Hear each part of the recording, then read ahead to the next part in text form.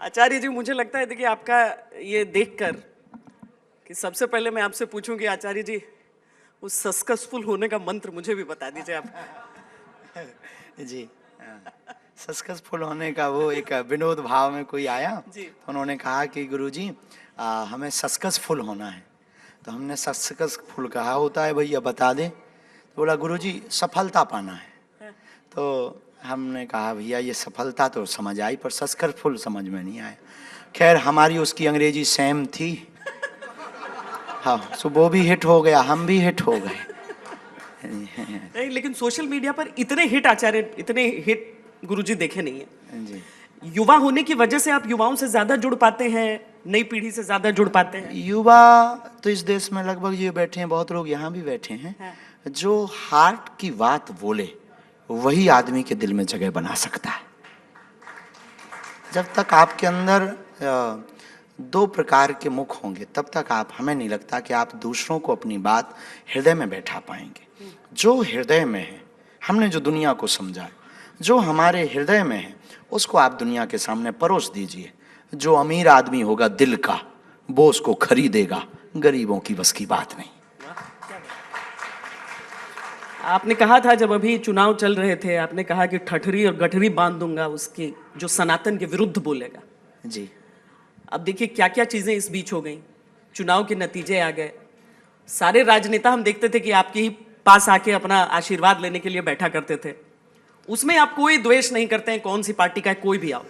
हमें राजनीति के जो लोग आते हैं हमें उनकी पार्टी से मतलब नहीं, हमें सिर्फ हमारे पास आकर उनकी विचारधारा बदले और वो हमसे कुछ लेकर जाएं और हनुमान जी के हो जाएं, इससे मतलब है। विचारधारा बदल रही है। हम तो साधु हैं, साधु कोशिश कर सकता। यहाँ इतने लोग बैठे, अब किसी की कोई नज़र है, किसी की कोई नज़र है, कोई देख रहा आ गया, कोई कह रहा हाँ बाबा है, और कोई कह रहा हाँ अच्छा कथावाचक है, कोई कह रहा ठीक है हनुमान जी की कृपा है। तो सबकी अपनी अपनी दृष्टि है। हम इनको सबको नहीं समझा सकते, न इन सबको सुधार सकते, लेकिन दो लोगों के जीवन में भी अगर हम क्रांति ला दें तो हमें लगता हमने अपना काम कर दिया। आज एक ये हुआ घटनाक्रम में कि इलाहाबाद हाई कोर्ट ने कहा कि ईदगाह का सर्वे होगा।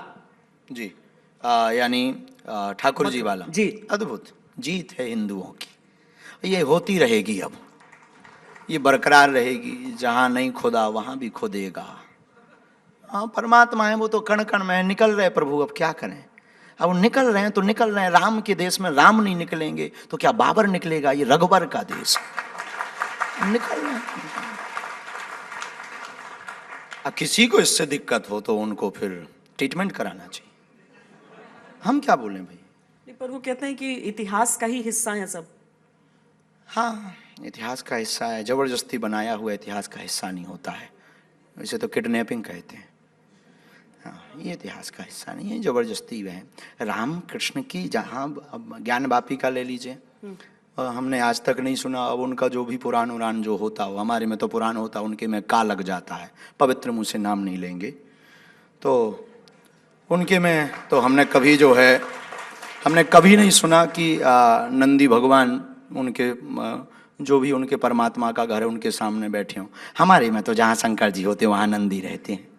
तो इससे सिद्ध हो रहा है कि ये जबरदस्ती, ये अकबर है, अन्य अन्य जितने भी भय, इन्होंने जो है रघुवर के देश को बाबर का बनाना चाहा, लेकिन भारतीय हिंदुओं ने जाग करके बाबर की गठरी और ठठरी बांधकर पुनः रघुवर को विराजमान करवाया।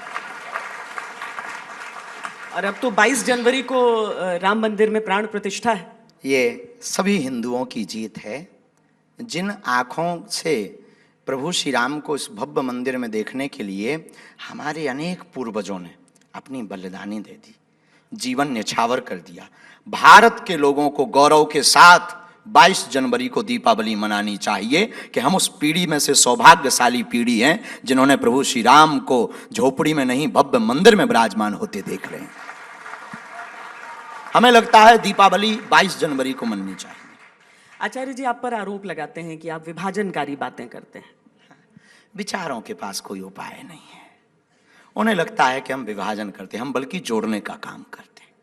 हम हिंदुओं को हिंदुओं से जोड़ रहे, हम सबको सनातन से जोड़ रहे, हमारी ना मुसलमानों से लड़ाई है, ना ईसाइयों से लड़ाई है, ना किसी से लड़ाई है। हम सिर्फ उनको ये कह रहे हैं कि जो अस्तित्व था वो रहने दो। हाँ, लेकिन आप विदेशी ताकतों, पाश्चात्य संस्कृति का प्रचार बलबूते पर मत करो, आप कन्वर्जन मत करो, आप हमारे भोले भाले हिंदुओं को मत बहलाओ, आप हमारे भोले भाले हिंदुओं को मत आप अब इसमें ले जाओ। बस इतना करते हैं तो सत्य को सत्य बोल देना। अगर विभाजन वाली बात है, हमें लगता है प्रत्येक हिंदू को ये करनी चाहिए।